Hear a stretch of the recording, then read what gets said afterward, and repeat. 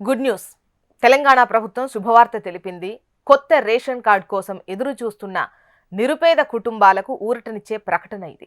రాష్ట్రంలో కొత్త రేషన్ కార్డుల జారీ ప్రక్రియ ప్రారంభానికి ప్రభుత్వం శ్రీకారం చుట్టింది. ఇందులో భాగంగానే కొత్త రేషన్ కార్డులకు దరఖాస్తులను ఆహ్వానించేందుకు సిద్ధమవుతోంది. ఈ నెల 28వ తేదీ నుంచి దరఖాస్తులను ఆహ్వానించనున్నట్లు తెలుస్తోంది. అర్హులైన వారు మీ సేవ ద్వారా దరఖాస్తు చేసుకోవాలని తెలుస్తోంది. అర్హుల ఎంపిక ప్రక్రియను క్షేత్రస్థాయిలోనే చేపట్టేందుకు ప్రణాళికలు రూపొందిస్తున్నారు. సంబంధిత డాక్యుమెంట్స్తో ప్రజలు ఆన్లైన్లో దరఖాస్తు చేసుకోవాల్సి ఉంటుంది. ఆన్లైన్లో అప్లై చేసుకున్న తర్వాత వెరిఫికేషన్ కోసం గ్రామ సభలు, నగరాల్లో అయితే బస్తీ సభలను ఏర్పాటు చేయనున్నట్లు తెలుస్తోంది. దీంతో అర్హులైన వారికి మాత్రమే రేషన్ కార్డులు అందించాలని ప్రభుత్వం భావిస్తోంది.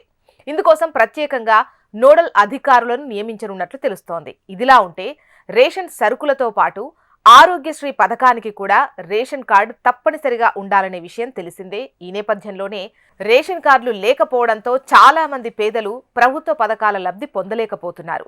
ఈ నేపథ్యంలోనే కాంగ్రెస్ ఎన్నికల ముందు అధికారంలోకి వచ్చిన వెంటనే కొత్త రేషన్ కార్డులు మంజూరు చేస్తామని హామీ ఇచ్చింది. తాజాగా ఇచ్చిన హామీని నెరవేర్చే దిశగా అడుగులు వేస్తోంది.